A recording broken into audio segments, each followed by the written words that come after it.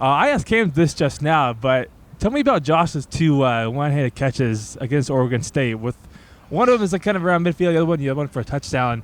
One, like, in the moment, did you realize how crazy of a catch that was, or did you like see the replay later and you're like, oh my god? In the moment, it was crazy. It was shocking. It made me lay on the ground, but it's also something that we do in practice. It's something that he does regularly. It's something that we make competitive.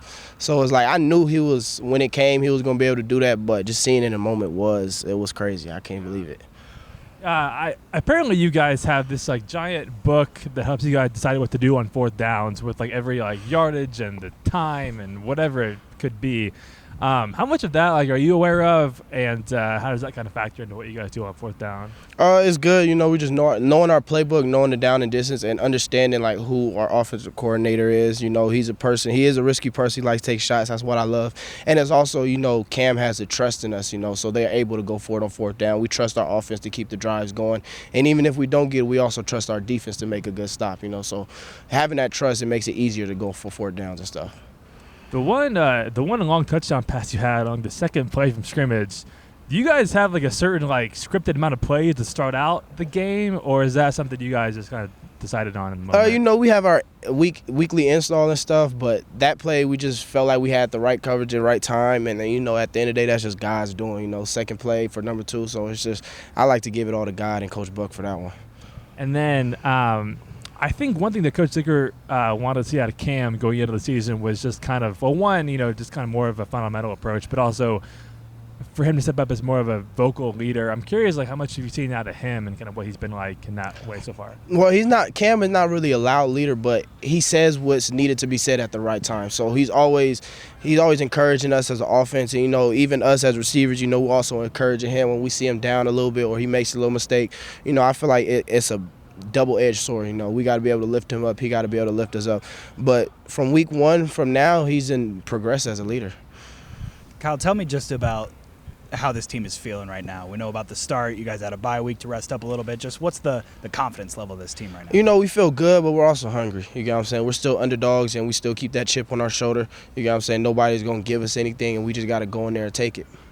Being an Inglewood guy, you have any Rose Bowl memories? Ever been there? Oh, yeah. I used to grow up going to the Rose Bowl. Family friend Jordan Lasley used to play at UCLA, so we used to always go to his games.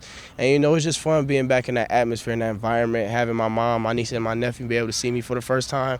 So it was just fun. I got to put on a show for back at home. Yeah, I mean, obviously you guys have played in big stadiums. You're going to play in big stadiums all year, but does this one feel a little bit special, not just because it's a homecoming for you, but just because it is such a historic stadium? Yes, knowing that the Rose Bowl is surely going to come to an end, and hopefully we can play in it again. That's our goal, but every game is a memorable one. You get what I'm saying? You don't know how long you're going to be in college, and these moments only last for so long, so you try to make the most of them. Tell me about the confidence of the receiver room, because it seems like every week you all are having big games, but it's there are games where each one of you seems to just take over.